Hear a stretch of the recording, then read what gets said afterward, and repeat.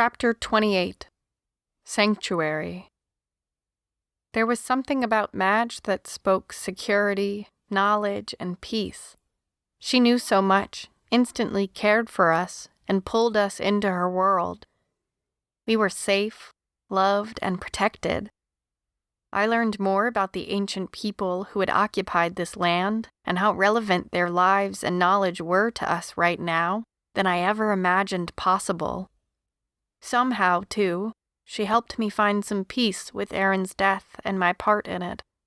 She was a mother, favorite aunt, and revered grandmother all rolled into one. Madge reminded me that family is not always who we are born with, but who we choose to love. She helped me to see how much we all belonged together. David's Journal. The fire crackled merrily, flames licking over the newly added wood. The skylight in the cave showed that dawn had barely arrived. The light was still gray and indistinct when Jess awoke to the sounds of Madge bustling about. She was muttering to herself and had a list and pen in hand. When she looked over and saw Jess's eyes open, she smiled at her. "There is much to do today, child, so much to do. We must make this place into a refuge for you and yours. Winter will be coming soon." Jess wasn't sure what to say in response. Winter? Stay in a cave for a full winter? A nice meal and a night's stay, that was fine, but a full winter? She wondered if the old woman was stable. Perhaps she was suffering from dementia or was just old and crazy. With all that had happened, it was a wonder they weren't all crazy. The memory of Aaron's empty, staring eyes flashed through her mind. And the bodies, so many bodies to the north. How would they ever survive to get past the fighting? Were there others out there looking for them? As her mind tumbled through its fears and concerns, she began to waver.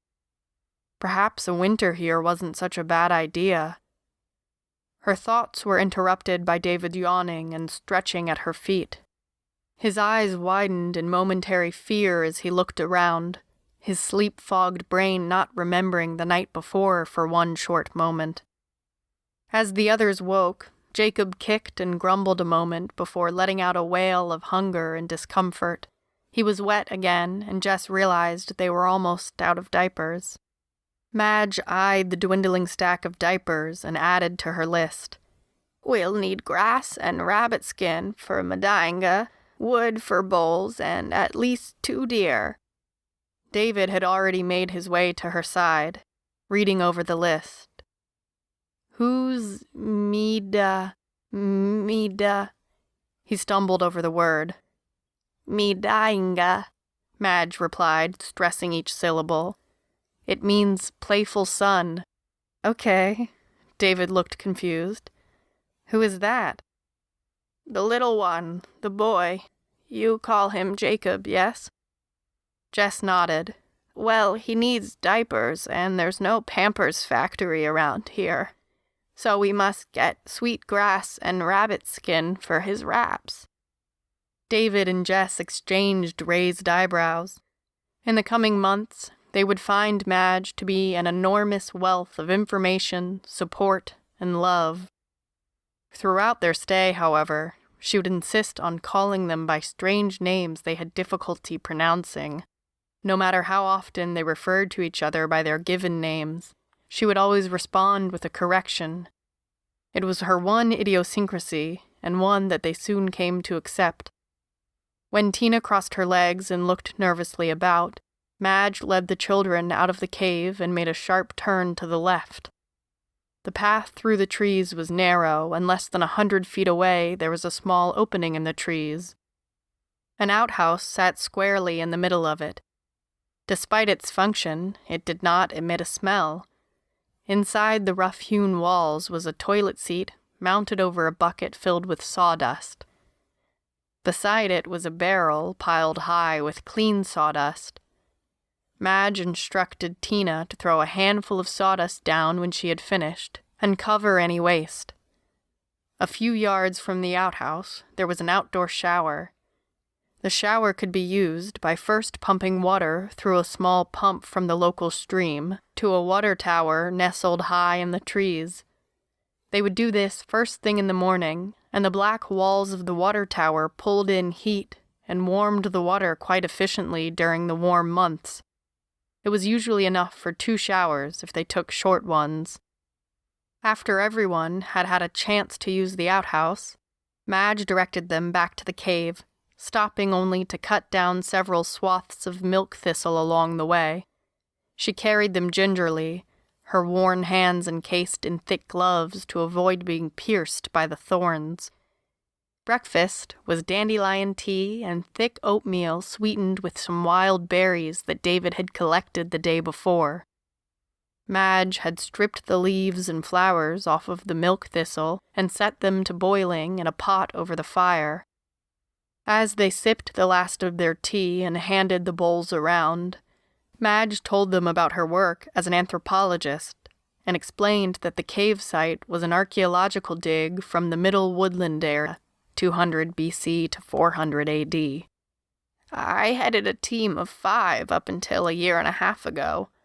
Things just went from bad to worse in Kansas City, where I was based. And when everything fell apart, I headed up here after the first big thaw in the spring. I was hoping that some of the team might make it back here, but so far no one has. My children are long grown and gone overseas.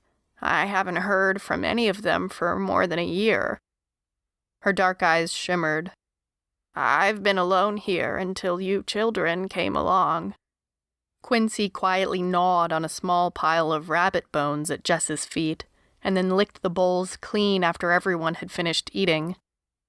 The next hour was spent sharing their histories with Madge, including the loss of Aaron just a few days past. Jess passed Madge the note describing Jess and Aaron, and listing Belton as their hometown and probable destination. We were planning on heading for Belton, but with all the fighting, and this note David found on one of the soldiers, I just don't know what to do, Jess confessed, tears in her eyes. I want to go home, but I'm trying to keep us out of danger. Madge read the note and said nothing for a few minutes. I haven't seen hide nor hair of another living soul in over 4 months until you children showed up, and I'm pretty sure that's likely to continue. This cave is not on any of the common maps. It isn't obvious or noticeable from the waterline, and the nearest road is a hard-going 7-mile hike from here. It was most certainly used in the past for shelter by my ancestors. That was a long time ago, but I think we could do so again, and make it work, even through the winter. In the spring, you could move on if you liked. She paused and smiled at them each in turn. I'm not saying it won't be hard, but if my people lived on this land for centuries, I know we can manage to do it for a few months. I've been fine here all summer, and I had packed enough for a team of 6, so there are plenty of food stores, plus the natural resources nearby. I've been a student of the old ways since I was young as Mince here. She nodded towards David. Some hard work and preparation, and we will be fine. In the spring, once your trail has grown cold and your pursuers have given up, then you will be free to return to your home in Belton. Jess was conflicted. Should they try and survive the winter in a cave? Could they actually do that? Or should they take their chances heading north again, knowing they could be heading straight into danger? A part of her was exhausted and heartsick. She missed home dreadfully, even though she knew that home might not even be there anymore. Another part of her simply wanted to stop running and rest for a while. It was exhausting, constantly being afraid of every movement in front of you, behind you, and all around you. To stop and breathe, to sleep in one place each night sounded like heaven to her. She made eye contact with David and even Tina. Tina was young, but she still had a vote. Both seemed eager to stay in the cave. The thought of heading north and encountering bodies, being caught in a firefight, or encountering more like those at the farmhouse was terrifying to them both. Although they said nothing out loud, the answer on their faces was clear. Jess asked, "So, what will we need to do to prepare for winter?" Old Madge's face lit up, and she pulled the small notebook out of her pocket and began to list off what they would need. It was an odd and varied list, and she explained each item in detail. The next few weeks would be filled with frenzied activity and a great deal of learning.